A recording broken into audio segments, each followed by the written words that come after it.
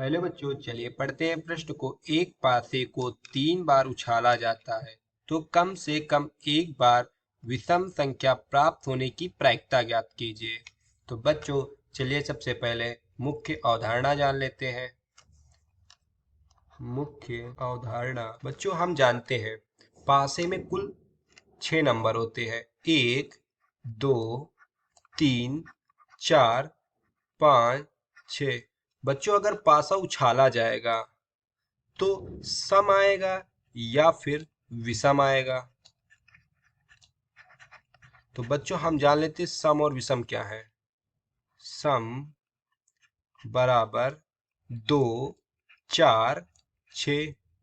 विषम जान लेते हैं। विषम बराबर 1, 3, 5।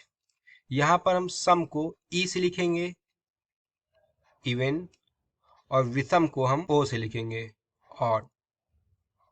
तो चलिए बच्चों, अब हम प्रश्न को हल करते हैं।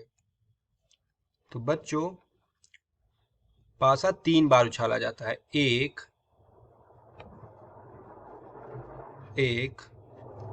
2, 3।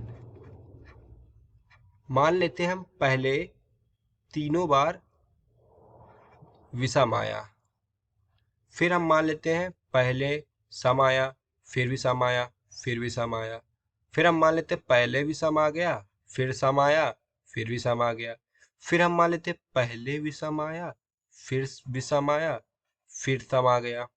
फिर हम मान लेते हैं पहले भी सम आ गया, फिर सम आया दूसरे भी और तीसरे में भी सम आ गया।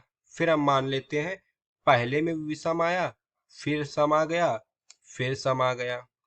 और फिर हम मान लेते हैं पहले में सम आया, दूसरी बार किया तो विषम आ गया, फिर सम आ गया। और फिर हम करते हैं तो पहली बार भी सम आया, दूसरी बार भी सम आया और तीसरी बार भी सम आ गया। अब इसके बाद कोई भी बन नहीं सकता है, ना तो सम विषम का बनेगा ना सम विषम का बनेगा। तो बच्चों, देख लेते हैं कुल कितनी स्थितियां हुई। 1, 2, 3, 4, 5, 6, 7, 8। 8 स्थितियां हुई। तो कुल कितनी स्थितियां हो गई? 8। कुल स्थितियां बराबर बराबर कुल स्थितियों को हम एन एस से लिखेंगे, बराबर 8। अब बच्चों, प्रश्न क्या कह रहा है? कम से कम एक बार विषम संख्या प्राप्त होने की प्रायिकता। कम से कम एक बार।